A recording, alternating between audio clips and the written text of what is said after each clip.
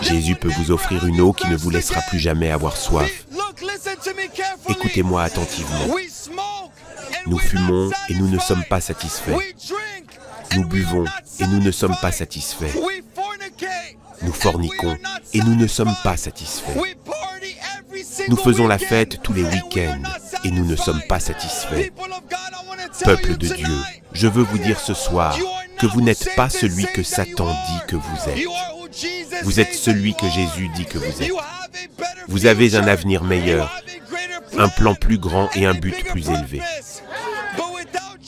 Mais sans Jésus, vous ne pouvez pas découvrir ce but. Jésus veut vous offrir quelque chose qui vous satisfera. Et c'est l'eau vive. C'est le Saint-Esprit. En ce moment même, alors que vous êtes ici ce soir, vous savez qu'il y a un vide en vous. Jésus veut vous transformer et vous guérir ce soir. Je peux me tenir ici et dire que je suis satisfait, que je suis plein de joie et de paix, parce que j'ai accepté Jésus dans ma vie. Je sais que beaucoup d'entre vous ici ont été rejetés.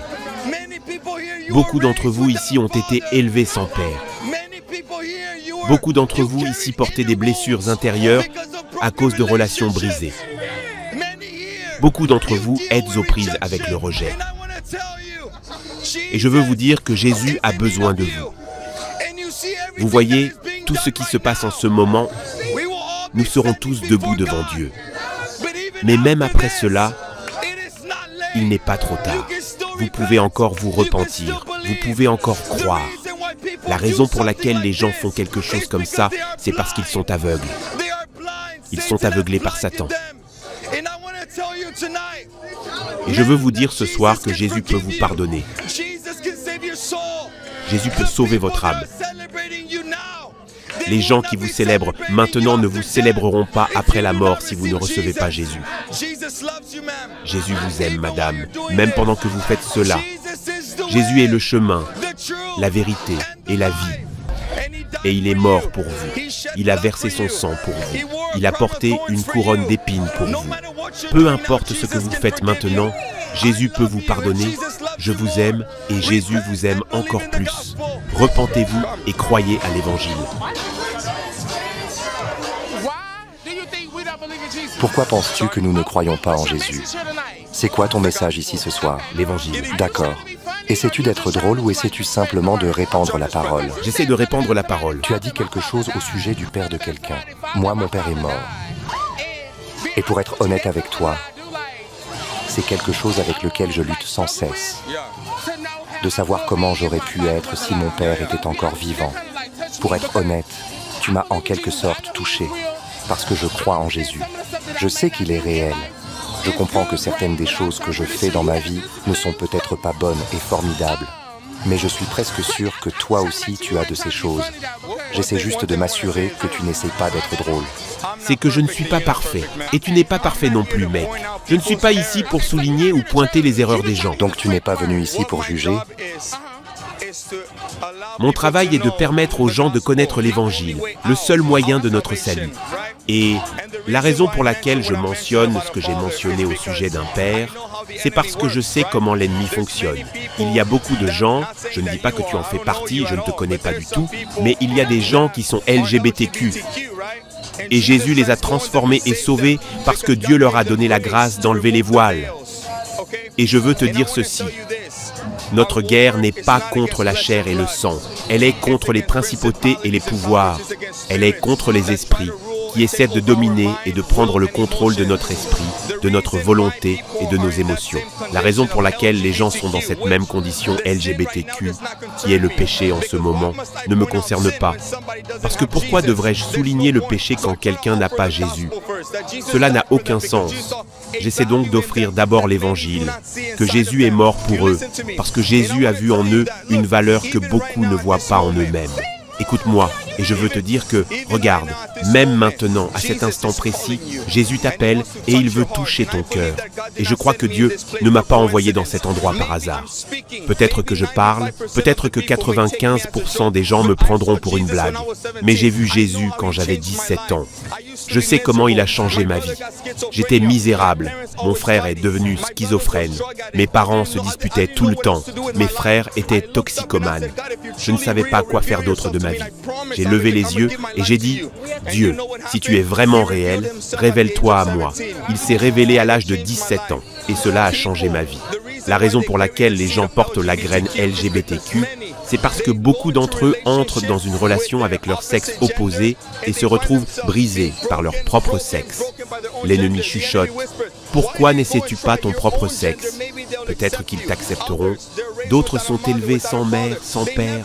Ils n'ont jamais été élevés en voyant ce qu'est un père. Comment un homme est censé vivre sa vie? Comment il est censé travailler? Tu m'as dit que ton père n'était pas là pour toi, que ce n'est pas la faute de Dieu. Il y a un diable qui vient pour voler, tuer et détruire. Mais Dieu a envoyé son Fils pour que tu aies la vie. Il est décédé à un âge avancé. Et je veux te dire que ce n'est pas la faute de Dieu. Et ce n'est pas ta faute non plus. Mais voici la bonne nouvelle pour toi. Jésus est le Fils, mais celui qui l'a envoyé est le Père. Dieu veut t'atteindre par l'Évangile parce qu'il veut devenir ton Père. Et je veux te dire que peu importe ce que tu as fait dans le passé, tout peut être effacé. Et par la puissance de l'Évangile, tout peut devenir nouveau. Écoute-moi, après ce message, quoi que tu fasses, quoi que tu aies à faire, écoute-moi. Je ne suis pas ici pour te forcer à recevoir Jésus. Je suis ici pour transmettre un message, mais réfléchis-y ce soir, quand tu seras chez toi. Ce prédicateur a dit quelque chose qui m'a touché. Revenons sur tout ce qui s'est passé. Jésus t'appelle et il veut changer ta vie. Il y a quelque chose que tu ne sais pas et c'est pourquoi tu te retrouves à faire les choses que tu fais. Je ne t'en veux pas. J'étais aussi comme ça jusqu'à ce que les écailles soient enlevées et que je puisse trouver la vérité, qu'il y a un diable qui veut que tu aies un certain style de vie, qui te distrait du véritable but de Jésus. Dieu t'appelle, mon frère. Tu permets que je prie rapidement pour toi? Oui, bien sûr. Père, au nom de Jésus, je te remercie pour ce moment. Père, je ne crois pas au hasard quand il s'agit de toi. Tu as changé ma vie, tu as transformé ma famille. Montre-lui à quel point tu es réel. Deviens un père pour sa vie, au nom de Jésus-Christ de Nazareth. Père, je commence à annuler toute semence, toute manipulation, tout mensonge de l'ennemi au nom de Jésus. Père, montre-lui l'amour que toi seul peux lui montrer. Père, montre-lui l'amour que sa mère ne pourra jamais lui donner. Montre-lui l'amour que ses amis ne pourront jamais lui donner. Montre-lui l'amour que personne ne pourra jamais lui donner. L'amour qui vient du ciel. Ouvre ses yeux au nom puissant de Jésus. Rencontre-le, sauve son âme, car Jésus, tu reviens très bientôt et tu m'as envoyé comme sel pour exposer les ténèbres. Jésus, profite de cette âme que tu aimes, pour laquelle tu es mort malgré les erreurs. Tu as versé ton sang pour que je sois pardonné. Au nom de Jésus, Amen.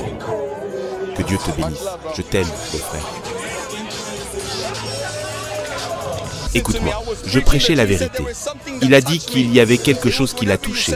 C'était quand tu as parlé de la figure paternelle, parce que mon père est mort quand j'étais jeune. Je n'ai jamais pu voir à quoi ressemblait une figure paternelle. Et voilà, il est venu et Jésus a pu le rencontrer et le toucher.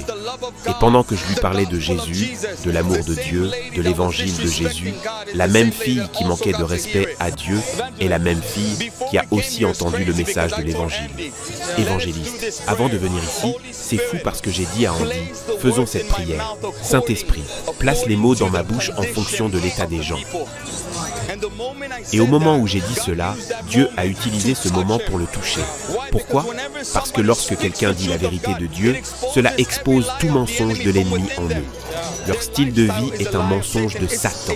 C'est une manipulation pour leur faire vivre une vie qui ne leur a jamais été destinée.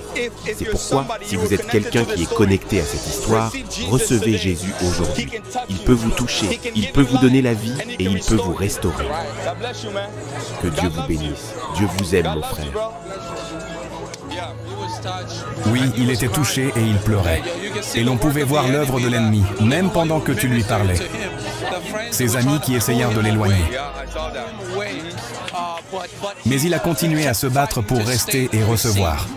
Et je crois que tu lui parlais, tu ne lui parlais pas à lui, mais tu parlais à son esprit. Et son homme spirituel reconnaissait, il pouvait entendre les appels.